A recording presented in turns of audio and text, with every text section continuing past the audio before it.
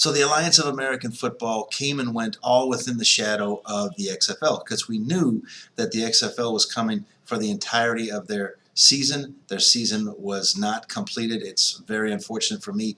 I had hoped that maybe Vince McMahon would pick up a couple of the franchises, but I'm sure it's just much more complicated than going in and throwing some money at it.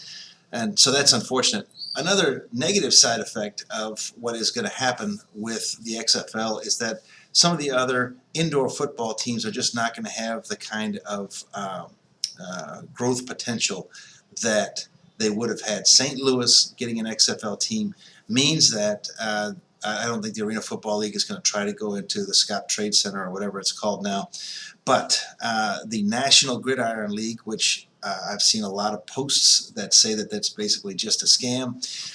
However, they're going to put a team in St. Charles, which is, for people who are familiar with that area, St. Charles is a solid hour and 20 minutes out of St. Louis, and the family arena where I'm sure they're going to play is a pretty big facility. There's casinos and that sort of thing, and I don't think that there's going to be a huge draw of fans away from them to go to the XFL games. The XFL's number one competition is going to be the Cardinals, for sure, and of course they are also going to be facing, they're going to be competing against the very popular Blues now, the St. Louis Blues hockey team.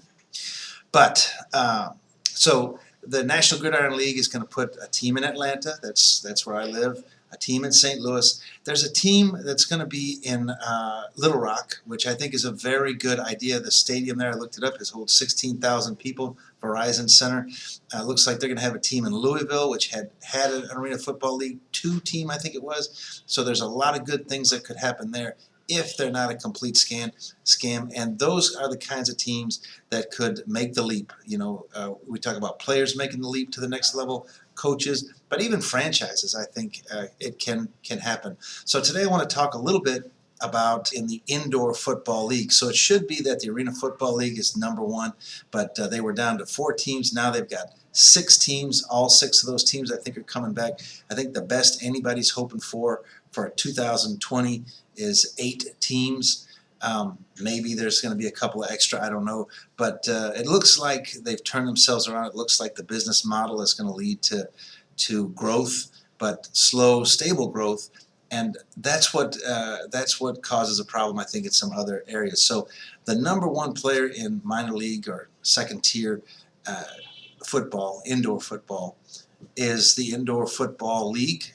They're going to have a team in Oakland. They've already announced a team in Albuquerque. It looks like the West Coast is rounding out for them. I would love to see the Idaho Horsemen come into the IFL. I think that's possible, but I don't know because it looks like the little mini league that they created around them is not going to survive. So they're going to go somewhere. Then there's Elite Indoor Football, and it looks like they've got a lot of small teams in Texas, in the South, but they're one of those leagues that has a lot of like forfeits and things like that. So I think what you need to get an EIFL franchise is a bucket of chicken and a 6-pack of Schlitz, and then I think you're in. So it's unfortunate, and that's where relegation, my idea about relegation, I think would be so good, because you could say, listen, if you want to move from Tier 3 to Tier 2, you got to have 2 seasons without canceling any games and without any forfeits or anything like that. And also, if you're a team that's on the bubble and you're like, listen, I just don't know if we can handle it, you could voluntarily stay. Even if you won the championship, you could stay. Like Duke City won the Champions Indoor Football League. If they felt like they weren't ready to move to the next level, you could have that conversation at the league meetings after the season was over and just say, listen, we want one more season to build this thing up, and then we'll figure it out afterwards, because especially Tier 2 and Tier 3, there's going to be a lot of flexibility.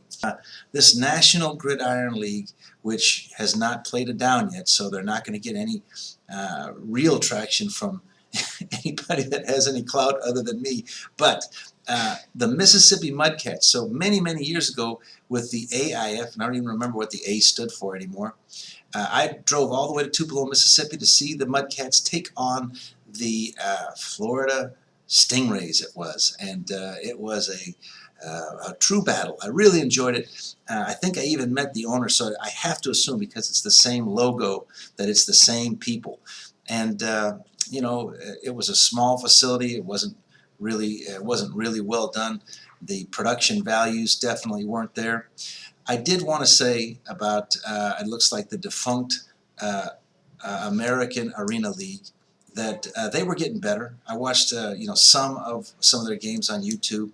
The National Arena League with Brett Bushy, who did a great job, I thought, with a lot of with the franchises he was involved with in the Arena League, made a big mistake in going to New York. That was just terrible. The New York streets, their facility was terrible, but the production value on their games was pretty good.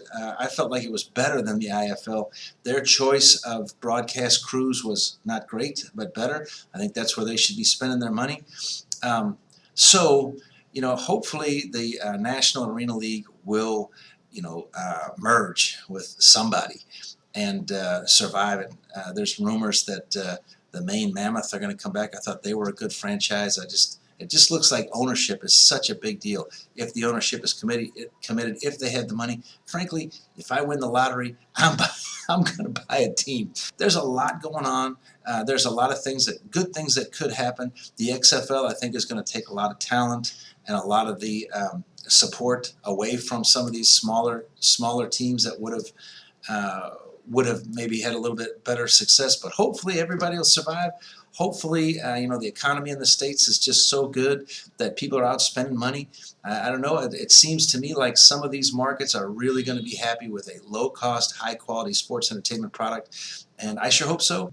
Please continue to boycott the NFL. Please also like, subscribe, ring the bell, and share this video anywhere that you can. I really appreciate it, and I'll see you soon.